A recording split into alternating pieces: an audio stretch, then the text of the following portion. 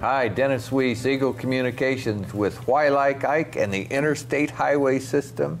And if you didn't know that Dwight David Eisenhower was in charge of developing the idea for the Interstate Highway, you will when we're done. Pam Sanfilippo, Tim Reeves, the experts, Interstate Highway. What was the real name, Pam? It wasn't. Well, when it was renamed in honor of Eisenhower, it became, and I should have this right in front of the Dwight D. Eisenhower National Interstate Highway and Defense System. Defense. You can see Eisenhower is always in that context of the Cold War. Yeah. And that was a way to evacuate the cities in case of an attack. I was having this discussion with my son a while back. He was watching a documentary, and his mom walked in and said, "Can't we all just get along?" You know, and Judah said, "No. You know, he had to bomb those railways in Germany, right? In France too. And that's to take out the resupply in the war in Europe." I often have thought this, and so I'm asking it as a question today. You know, when the railroads were taken out in Europe, the ability to resupply was gone from the German army. They were a single source because they had nothing like an interstate highway system that could move heavy material and men quickly across Europe. We've been blessed with such a trail, and the word defense made me think about that. I guess I will never know, but unless you tell me. Well, how much of that was defense and how much of it was a highway system? Well, that's, you know, in previous episodes we talked about Eisenhower and balance, which just comes up again and again, and they were always looking for cost-effective ways to do more than one thing at a time. And so there was what they, you know, during the heightened tension of that time, that you did need ways to quickly evacuate cities, but also the number of cars had grown so much in the last 20 years, especially once all that pent-up demand from World War II was set free, that the roads were simply too congested. And it was an idea that had been around. There'd been attempts in Congress since the 30s to build a national highway or interstate system, and some states had them, and they thought of just trying to connect those. But no one had ever been able to pass the big bill.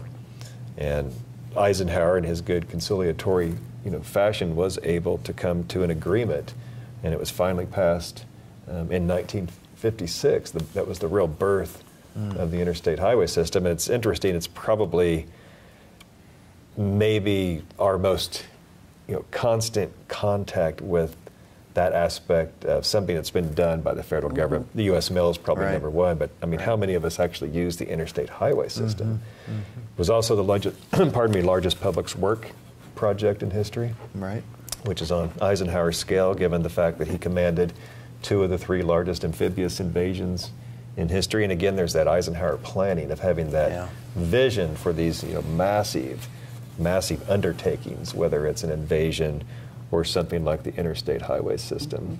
I'm looking at a line on the sign that's next to Pam, and it says the Federal Highway Trust Fund, the pay-as-you-go mechanism through which we're able to have this. That's a line where you're trying to sell to a group of people on both sides of yes or no. Pay as you go. That's a mechanism where we don't have to pay for it today. We're not going to put it on anyone. We're all going to pay for it as we use it. That's a consensus building statement. Again, it was the genius of Eisenhower and whoever wrote that for him. Yeah.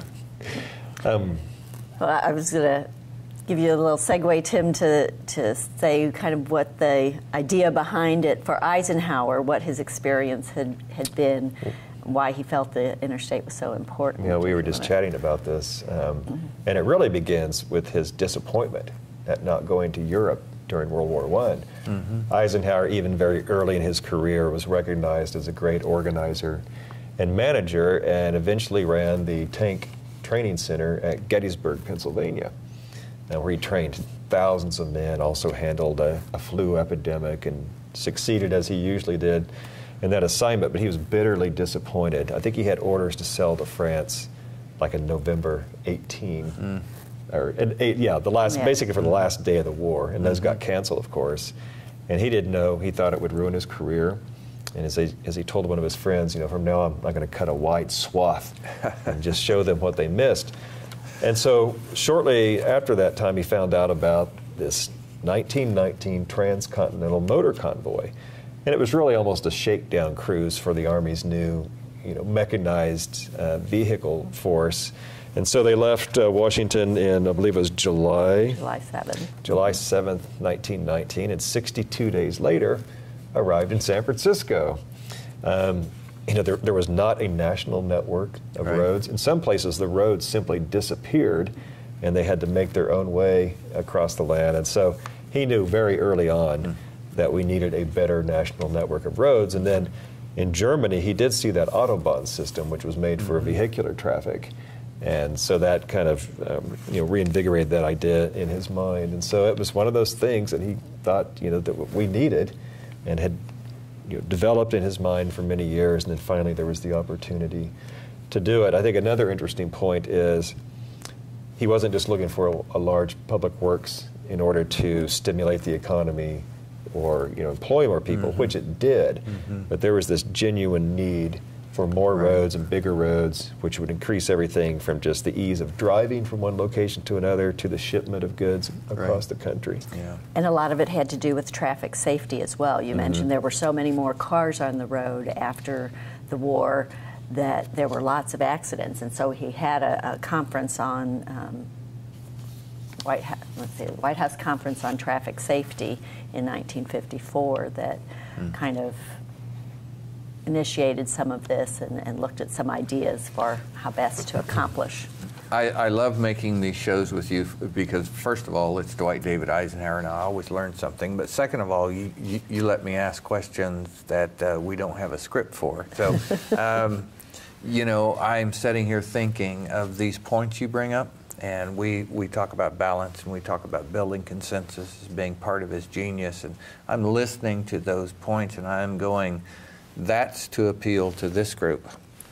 That point is to appeal to a certain group of people or a certain amount of authority that he needed to get this massive project started and off the ground, and commitment to.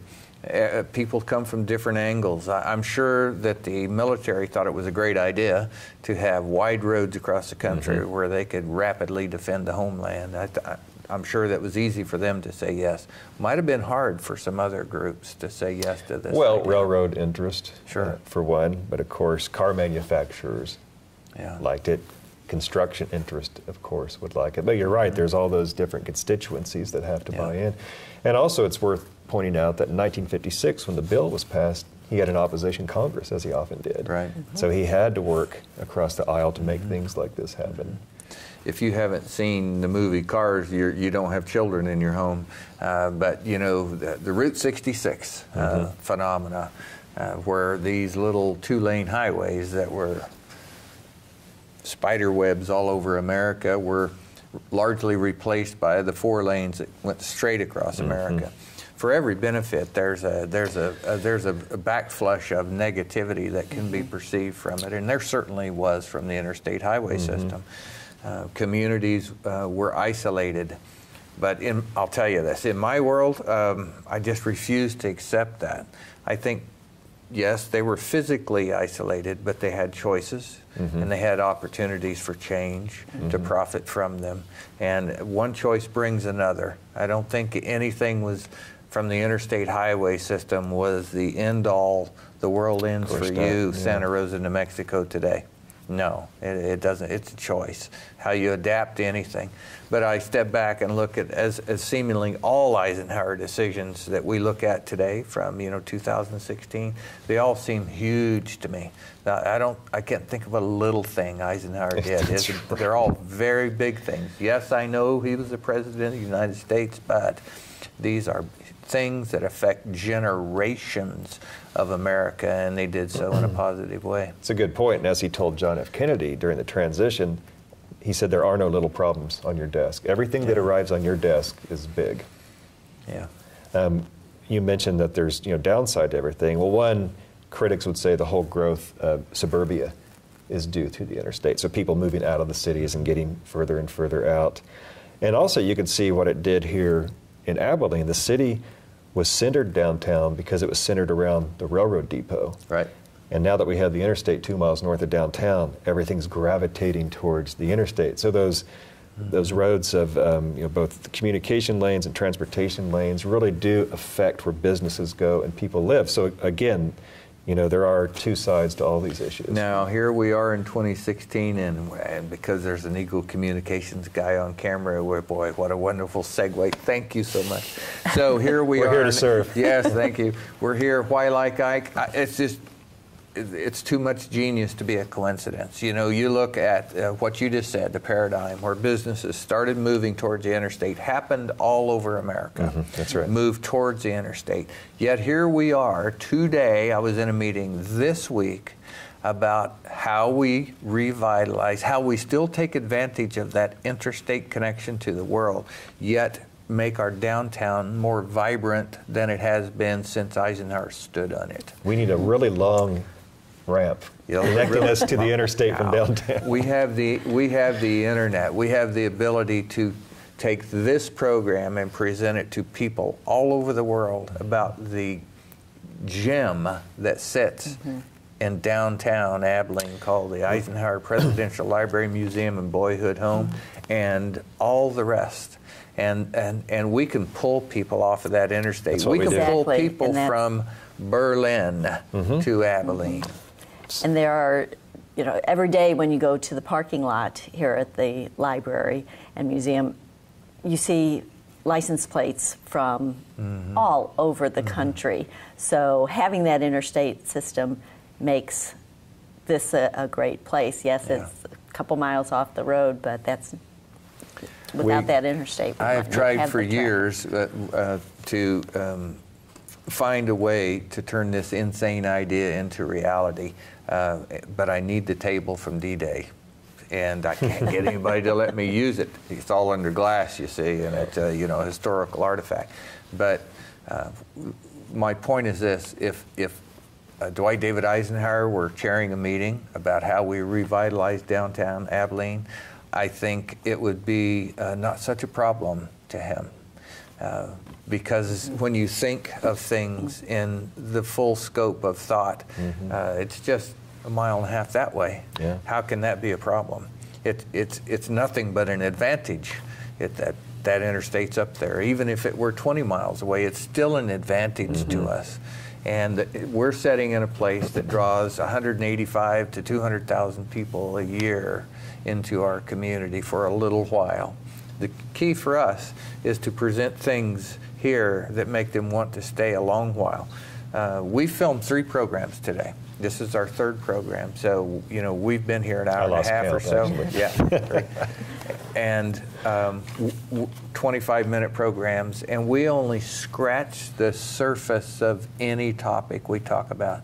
This Interstate Highway System, we could sit here and rotate people through the seats as we fall over and have people who could provide information about what is here in this library, in this museum, that's available to the world to come see. That film, as we go out and Samantha puts the digital marketing to make it go, click on it and watch it, we have unparalleled opportunity to use this interstate highway system to get people to come here to Dwight David Eisenhower's hometown. And back in 1959, there was a young girl in Wichita, Kansas, who wrote to President Eisenhower. That is part of our collections today. And she says, "Dear Mr. President, I am Phyllis Ann Barnes, and I am in the 4th grade at Jesse Hunter Black School. I've heard a lot of people complain about our country and government. So I am writing this to tell you how much I love my country.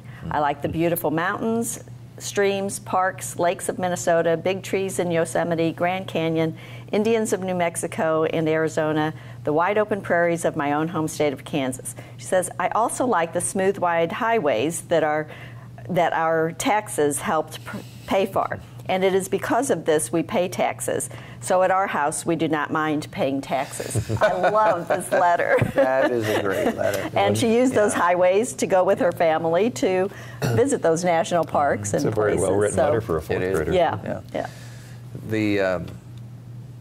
We made the point that we all shook our head with because we're Eisenhower people, I guess. But Eisenhower did big things. He did them very well.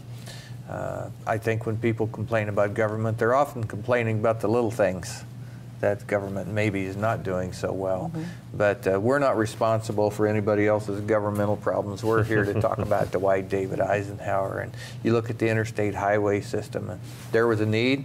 There was a public need. There was a public defense need. There was an opportunity to build a funding mechanism to change the forever future of America. And once again, Dwight David Eisenhower sat in the middle of that meeting and orchestrated that talent. Those people came to a decision, and here we are. And moved it forward after it had lingered for 20 years in the legislature. Yeah, unique fellow. Okay, what have we got for, other than the signs, which people are getting to see, which are pretty cool, 495 out of Virginia. I've hauled a horse or two around there. So what have you got in front of you, Pam? Well, some of the images, this is the President's Advisory Committee on a National Highway Program. It was dubbed the Clay Committee after its head, General Lucius Clay, someone that I knew very well. So I think we got a shot of that. I think so, yeah. And behind us, we don't know where the big dig is here, but he's evidently crossing a mountain. And you and I made a comment about Highway 99 that runs south, and they just paved the cow path. Well, most of the East Coast, they just paved the cow path too. The Interstate Highway System was really about changing not only where the road went, but how the road got there. And it's flattened the high spots and filled in the low spots and enabled the rapid transit of heavy vehicles. 150,000 pounds on the road today. The construction picture reminds me there are 3 locales that claim to be the first interstate, and one is in Kansas, just east of it, and it was the first constructed. Okay. Missouri claims first because they had the first funds authorized. Right. And then there's I believe a Pikeway in Pennsylvania that then became part of the interstate system, and so they claim first. So you have all these different communities claiming that they were the first to have a stretch of the interstate highway.